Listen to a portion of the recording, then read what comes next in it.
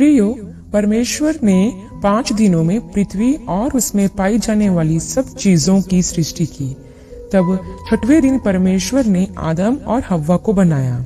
फिर प्रभु परमेश्वर ने अदन नामक स्थान पर एक वाटिका लगाई। वहां आदम को, जिसे उसने रचा था, रखा। उसने सब प्रकार के सुंदर फलों के वृक्ष भी बनाए। वाटिका के बीचों बीच 2 वृक्ष थे, वह वृक्ष जो जीवन देता है और वह वृक्ष जो मनुष्य को भले और बुरे का ज्ञान पाने में सहायता करता है। तब प्रभु परमेश्वर ने अदन की वाटिका की देखभाल करने के लिए आदम को वहां रख दिया। उसने उसे कहा, तू वाटिका के किसी भी वृक्ष के फल को खा सकता है, परंतु भले और बुरे का ज्ञान पाने में सहायता करने वाले वृक्ष का फल तू ना खाना। यदि तू खाएगा तो निश्चय मर जाएगा। ध्यान दे मेरे प्रियो, अदन की वाटिका में परमेश्वर ने जीवन का वृक्ष और भले व बुरे ज्ञान का वृक्ष दोनों लगाए थे, और परमेश्वर ने आदम और हव्वा को स्वतंत्र इच्छा प्रदान की थी, जो कि हम आगे देखेंगे कि इन्होंने अपनी स्वतंत्र इच्छा का कैसे गलत फायदा उठाया।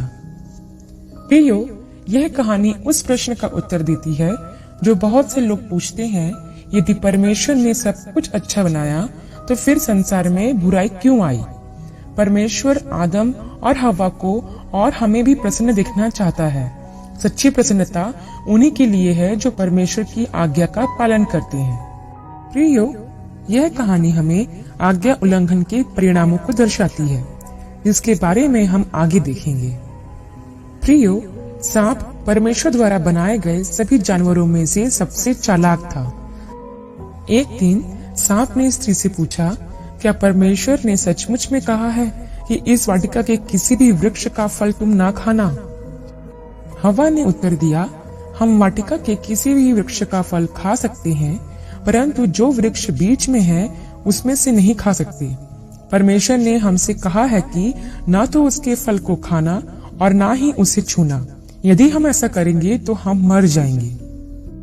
सांप ने उत्तर दिया, यह सच नहीं है, तुम नहीं मरोगे। परमेश्वर ने यह इसलिए कहा है क्योंकि वह जानता है कि जब तुम फल खाओगे तो तुम परमेश्वर के समान हो जाओगे। तुम भले और बुरे को समझने लगोगे। ध्यान दे मेरे प्रियो कि परमेश्वर ने पहले ही आदम और हव्वा को अपनी समानता में सृजा था। उन्हें परमेश्वर के तुल्य होने की कोई आवश्यकता नहीं थी। सांप ने यहाँ पर हव्वा के सामने परमेश्वर के वचन को गलत ढंग से प्रस्तुत किया। कई मसीही विरोधी इस सवाल को उठाते हैं कि परमेश्वर ने अदन की वाटिका में भले व बुरे ज्ञान के वृक्ष को क्यों लगाया? अगर परमेश्वर को मालूम था कि हव्वा उस वृक्ष के फल को खाएगी तो उस वृक्ष को लगाया ही क्यों गया? यहाँ पर मैं आपको बताना चाहती हूँ कि परमेश्वर ने मनुष्य को रोबोट नहीं बनाया। परमेश्वर ने मनुष्य को चयन करने की पूरी स्वतंत्रता दी है। प्रियो, परमेश्वर हमारे सामने 2 रास्तों को रखता है, एक सही होता है और दूसरा गलत होता है। अब परमेश्वर यहाँ यह दिखना चाहता है कि हम कौन सा रास्ता अपनाते हैं। उदाहरण के लिए, जैसे आप सिगरेट के बॉक्स को देखते हैं कि उस पर लिखा हुआ होता है कि तंबाकू सेहत के लिए जानलेवा है, लेकिन फिर भी कई लोग इसका सेवन करते हैं। तो इसी प्रकार से परमेश्वर ने उन दोनों वृक्षों को अदन की वाटिका में रखा ताकि परमेश्वर देखे कि आदम और हव्वा मेरी आज्ञा का पालन करने के लिए कहाँ तक विश्वास योग्य रहते हैं। अब आगे देखते हैं मेरे प्रियो कि जब हव्वा ने उस वृक्ष के फल को देखा तो उसने सोचा कि यह वृक्ष कितना सुंदर है, इसका फल खाने में अच्छा होगा, बुद्धिमान बन जाना कितना अद्भुत होगा। इसलिए उसने कुछ फल लिए और खाए। तब उसने कुछ अपने पति को भी दिए, उसने भी फल खाए। उसी समय उन्हें पता चल गया कि वे भले और बुरे को समझने लगे। उन्हें पता चल गया कि वे नंगे हैं। तब उन्होंने अंजीर के पत्तों को जोड़कर अपने आप को ढांक लिया। संध्या के समय उन्होंने प्रभु परमेश्वर की वाटिका में घूमने की आवाज सुनी। उससे बचने के लिए वे पेड़ों के बीच जा छिपे, परंतु प्रभु परमेश्वर ने आदम को आवाज देकर बुलाया, आदम तू कहाँ है? उसने कहा, मैंने वाटिका में तेरी चलने की आवाज सुनी। मैं डर गया था और तुझसे छिप गया, क्योंकि मैं नंगा था। परमेश्वर ने पूछा, किसने तुझे बताया कि तू नंगा है? क्या तूने वह फल खाया है जिसे खाने को मैंने मना किया था? आदम ने कहा, जिस स्त्री को तूने मेरे साथ रहने को दिया है, उसी ने यह फल मुझे दिया और मैंने खाया। प्रभु परमेश्वर ने हव्वा से कहा, तूने ऐसा क्यों किया? हव्वा ने कहा, सांप ने मुझे बहका दिया, तब मैंने खाया। तब प्रभु परमेश्वर ने सांप से कहा, तुझे इस कारण दंड मिलेगा, सब जानवरों में केवल तू ही श्रापित होगा। जब तक तू जीवित रहेगा मिट्टी चटा करेगा। मैं तेरे और स्त्री के बीच बैर उत्पन्न करूंगा। स्त्री की संतान और तेरी संतान आपस में शत्रु होंगे।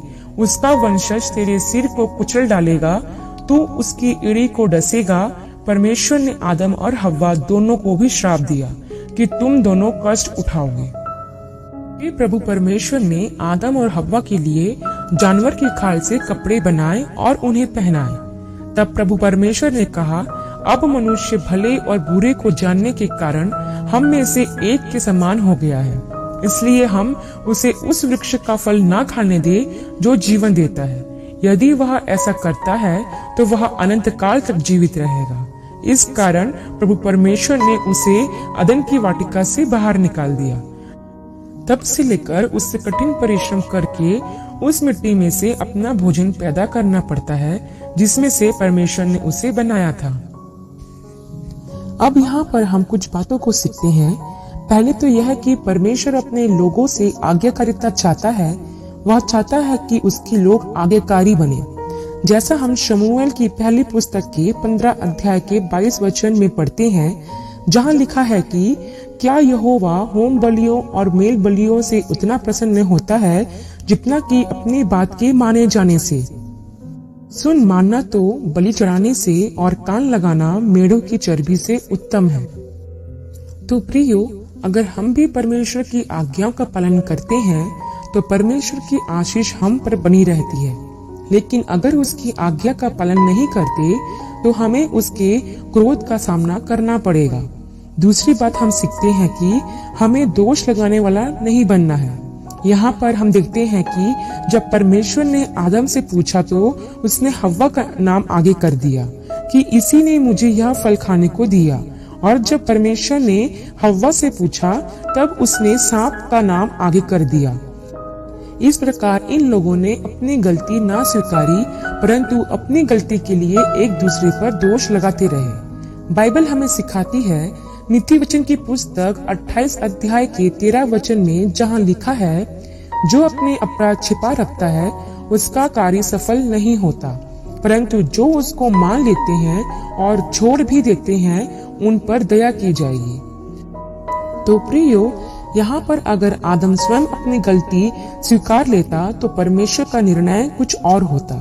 यहाँ पर हम सीखते हैं कि अगर हमसे कुछ गलती हो जाती है तो हमें उसका इल्जाम दूसरों पर नहीं लगाना है, बल्कि उसे मानकर परमेश्वर से क्षमा मांगना चाहिए। हमारा परमेश्वर अत्यंत दयालु है, वह हमारी हर गलती को माफ कर देता है।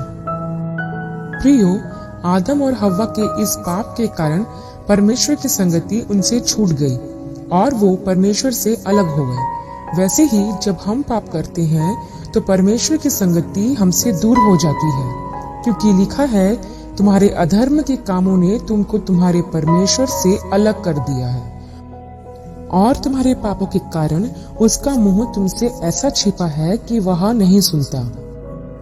प्रियो, अगर आप परमेश्वर की संगति में बने रहना चाहते हैं तो आपको पाप से दूर रहना होगा। आशा करती हूँ कि इस कहानी का संक्षिप्त विवरण आप सभी को समझ में आया होगा।